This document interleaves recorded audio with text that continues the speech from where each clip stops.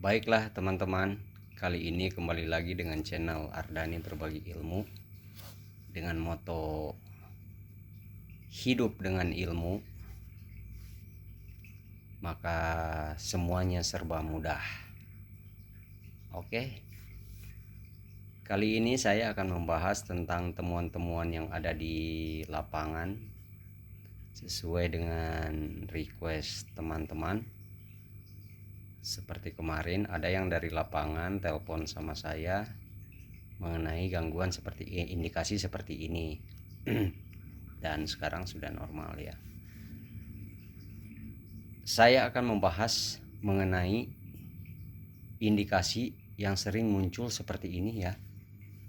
Muncul tanda kunci, berikut ada tulisan SFT2841 Sepam Diagnosis. Itu. Jadi begitu. Jadi intinya Sepam ini perangkat elektronik yang ada di dalam, dia mencoba mendiagnosis semua rangkaian yang sudah terbawa atau bawaan dari pabrikan. Itu. Setelah dia mendiagnosis, ada temuan, ada yang kurang, yang belum terpenuhi. Nah, sehingga muncul tanda seperti ini.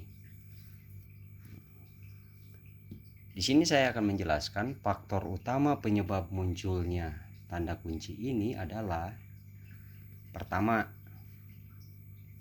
tegangan ya. Ini tegangan power supply ini ya, yang di nomor 12 ini, yang ini ya, di 12 itu. Saya di sini menggunakan tegangan AC 230 yang sudah saya ini sama 223 ya, 223 volt AC. Tuh. Di sini penyebab muncul utama ini adalah tegangan. Tegangannya itu biasanya penyebabnya dia di bawah 50 volt AC. Ya, saya ulangi lagi. Penyebab indikasi muncul seperti ini, penyebab utamanya adalah tegangan drop. Penyebab dropnya apa? Ya tergantung rangkaian yang ada di konsumen. Seperti ada konsumen yang menggunakan VT ya, yang satu pas hanya buat power supply-nya aja. Itu dia menggunakan 20 kP per 100 volt atau 110 volt. Itu. Nah, kadang begitu, itu juga salah satu penyebab. Pernah saya menemukan seperti itu. Terus kedua ya, faktor penyebab utama yang kedua adalah si modul trapo arusnya. Modul trapo arusnya seperti apa? Yang ini, yang di belakangnya ini, yang ini. Penyebabnya itu longgar ya, longgar itu. Terus ketiga, trapo arusnya rusak atau bisa saja bekas kanibalan ya, ngambil dari tempat lain dimasukkan lagi ke situ. Itu kadang juga begitu, padahal memang trapo arusnya sudah rusak. Itulah fungsinya ini Sepam diagnosis itu. Jadi intinya yaitu yang selama saya temukan ini 3 penyebab utamanya ya. Itu tegangan, terus trapo arus, modul trapo arusnya itu. Terus ketiga, bekas ya, trapo arus bekas di ini, bekas kanibalan itu. Nah sekarang kita akan mencoba untuk memperbaiki ini dengan dasar faktor-faktor penyebab utama tadi. Karena kalau tegangan, ini tegangan udah di atas 50 volt AC. Ini sudah 2240 ya, full AC. Jadi udah seharusnya nggak masalah, tapi ini masih muncul. Nah, kedua kita akan membahas yang masalah longgar yang ininya ya. Ini saya balik dulu ya teman-teman.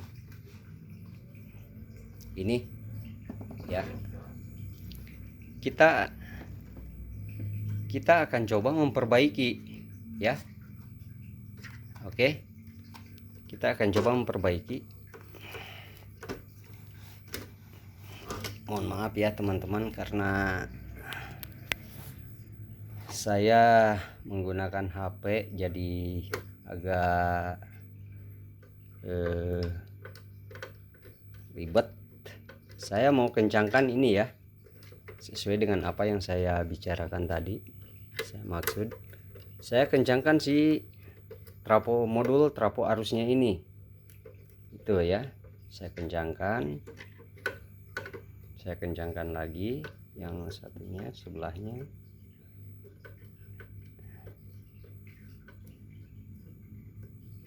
ya.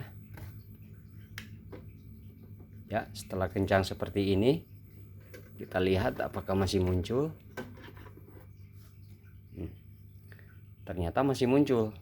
Nah, berarti masih belum kencang teman-teman ya, masih belum kencang. Oke,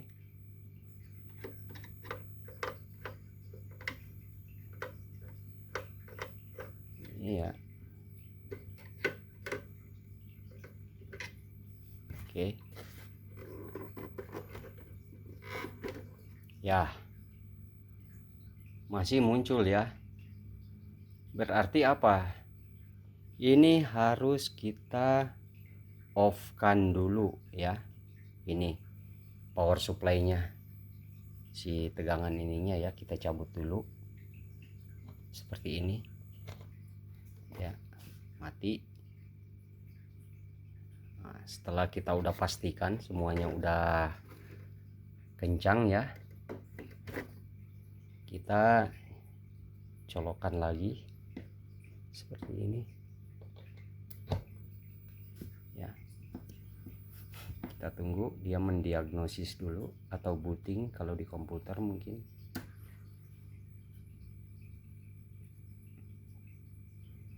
Ini ya.